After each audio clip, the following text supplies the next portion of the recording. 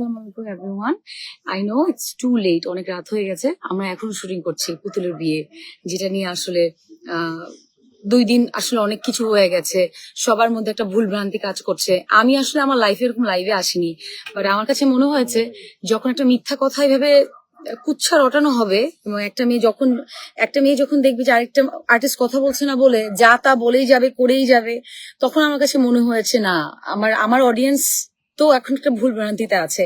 ওইটার জন্য হলেও আমার এটাকে আসলে ক্লিয়ার করাটা খুব important. That's why I am with my team. আমার পাশে আছে রিঙ্কু ভাই, আমার পুতুলের বিয়ের পুরো টিম। নাইম ভাইয়া আছে, শিমুল কাকা আছে, each and every one. So আমি চাই যে ব্যাপারটা ঘটে গেছে কালকে, সেই ব্যাপারটা নিয়ে যদি আমার যে ফিমেল কো আর্টিস্ট যতগুলো কথা বলেছে, আমি ডিউ টু রেসপেক্ট তাকে বলতে চাই যে সে যদি আসলে একটা থাপ্পড়ে বা 2টা থাপ্পড়ে বা 3টা থাপ্পড়ে একটু বেশি ব্যথা পেত, তাহলে সে ওটা যদি কমপ্লেন করতো, আমার সংগঠন আছে, আমার ডিরেক্টর আছে, আমি এটা মেনে নিতাম। যে সে শুধু আমার কাজটার ব্যাপারে কথা বলেছে যে আচ্ছা আপু আমাকে একটু জোরে মারছে, বাট সে আসলে সংগঠন হোক ডিরেক্টর হোক কারোর সাথে কোনো কথা বলেনি। সে ডিরেক্ট চলে গেছে লাইভে গিয়ে পুরো বিশ্বকে জানালো। এতে আমরা অনেকেই চিনলাম তাকে, আরো ভালো মতো চিনলাম, যারা আমরা চিনিও না, সমস্যা নেই। তো যেটা হয়েছে যে আরো অনেক মিথ্যা কুচ্ছা রটানো হচ্ছে, যেটা আমার জন্য 12-15 বছরের ক্যারিয়ারে এটা আমার জন্য অনেক দুঃখজনক। এবং আমার কাছে মনে হয় আমার অডিয়েন্সের এই ভুল ভ্রান্তিটা ভাঙানোটা খুব ইম্পর্টেন্ট, যার কারণে আসলে আমি লাইভে আসা। So can you say something? আমার সবচেয়ে খারাপ লাগছে যেটা, যে আমার সেট, আমরা দীর্ঘদিন এই টিম কাজ করছি এবং সবসময় মানসম্পন্ন গল্প বলার চেষ্টা করি, যে অ্যাটলিস্ট রমজান মাস আমরা শুটিং করছি। আমার সেটে মানে একটা ইন্টারভিউ দেখলাম, আমি খুব অবাক হলাম। আমি কালকে শুটিং করছি, শুটিং শেষ করতে পারি নাই, মানে শুটিং পাচ্ছি, যে কারণে স্টিল নাও এখন কয়টা বাজে, এখনো আমরা শুট করছি। যেহেতু আমাদের কালকে শুটিং করার কথা শেষ ছিল, শেষ করতে পারিনি বিধায় আমরা আজকে শুটিং করতে হচ্ছে। তো আমি একটা ইন্টারভিউ দেখলাম যে সেখানে আমার সেটের আর্টিস্ট গাঁজা খাচ্ছে, তার ড্রাইভার দেখছে। এই যে এটা শুনে আমরা সবাই অবাক হলাম। রমজান মাস, একটা আউটডোর লোকেশন আছে, এখানে অনেক ধরনের মানুষ, একটা অ্যাডভোকেটের বাসা, ওনাদের ফ্যামিলি মেম্বার, আমরা লোকেশনটা রেকি করে ম্যানেজ করে ওনাদেরকে এই কাজটা লোকেশন গল্পের কারণে আমরা এই জায়গায় আসি শুটিং করার জন্য। সেই জায়গায় মানে এরকম একটা এলিগেন্ট, মানে এরকম একটা কথা বলা, এটা তো আমার জন্য অ্যাজ এ ডিরেক্টর বা আমার টিমের জন্য এটা খুবই বাজে। কারণ রমজান মাস বা রমজান মাস না হোক, মানে জিনিসটা হচ্ছে মানে গাঁজা খাচ্ছে বা উনি যে কথাটা বলছে এটা খুবই ভিত্তিহীন। মানে এখানে তারপর ঢুকলাম, মানে এটা খুবই ভিত্তিহীন। উনি বলতে পারতো যে আমার মার্চে আমার লাগছে, সেই বিষয় নিয়ে কথা বলতে পারতো। এবং আমি তাকে বলেছি আপনি প্লিজ থাকেন, সেলিম ভাই আছে এখানে, সেলিম ভাই সিনিয়র আমাদের actor equity president, senior director গিল্ডের প্রেসিডেন্ট, অ্যাক্টর ইকুইটি আছে, আপনি ওইখানে বলতে পারেন বা আমরা বসি, আমরা এটা সমাধান করে ফেলি।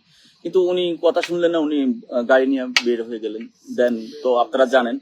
বাট আমার সবচেয়ে এখন খারাপ লাগছে যে আমার সেটা আর্টিস্ট গাঁজা খেয়ে মানে অ্যাক্টিং মানে করতে গেছে। এটা শোনার পরে আমরা সবাই আসলে অবাক হয়ে গেলাম যে এত রকম এটা একটা ব্যক্তিগত আক্রমণ বা কোন জায়গায় চলে গেছে আমি বুঝতে পারছি।